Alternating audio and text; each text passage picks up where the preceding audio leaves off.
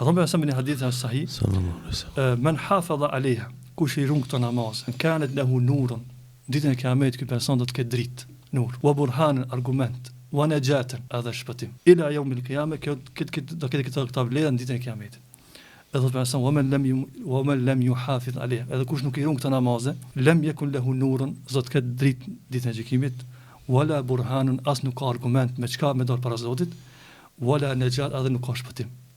Shiko, këtu një detaj të shumë interesant, edhe të përësën, wa kane yawmul qiyamah ma Firaun, a i se nuk është falë. Thotë përësën, ka me qenë bashkë me Firaunin ditën e gjykimit. Pse me Firaunin? Njërin më të keq në botë, apo? Po, njërin më të keq. Pse? Se pozita e ishe shkak që e kundërshtoi Musa alayhis. Këtu në mos thonë nëse të ka largu pozita, ti je kryetar shteti ose diçka tjetër, edhe të ka qenë pengesë që se ke fal namazin, ki morin gjallë me këtë, me Firaunin. Dëgjoni ju politikan të këtë partive. Dëgjoni hadithin. Do me thonë, me Firaunin mundi morin gjallë nëse nuk e falni namazin. Vazhdon hadithin wa Haman. Ka morin gjallë disa me Hamanin. Pse? Ka qenë më nën udhësinë e Firaunit. Si ka qenë afër, si zavensi i Firaunit.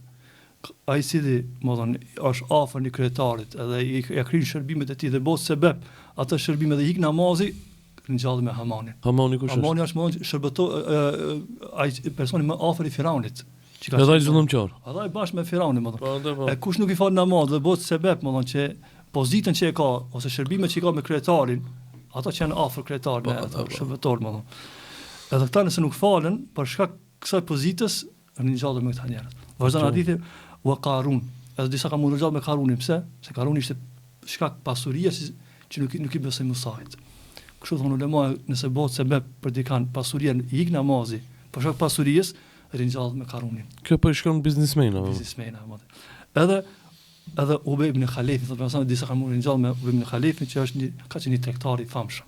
Edhe ky tregtar. Edhe ky një tregtar i famshëm, edhe ky ka qenë sebeb tregtia që s'ka besuar interesi i dunjos. E kështu që ulema thonë për çdo ka i cili bëj sebeb tregtia dhe i ikën namazet, të dash han më tepër me mrije, s'ka vakt për namaz, ka vakt për çdo biznes me bë, për namaz nuk ka vakt.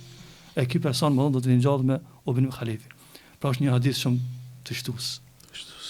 E çka hadithi tjetër shërben për mendimin e këtyre që thonë njëri mund me darë imanin. Se morin gjallë me Qarunin, me Firaunin, morin gjallë me këta njerëz, këto kanë qenë jo besimtar. Edhe ta jo besimtar kanë qenë kun. Të asi kjo është hadithën shumë kërcënues. Allah më na rujtë na vëdësoj për madhështinë e namazit.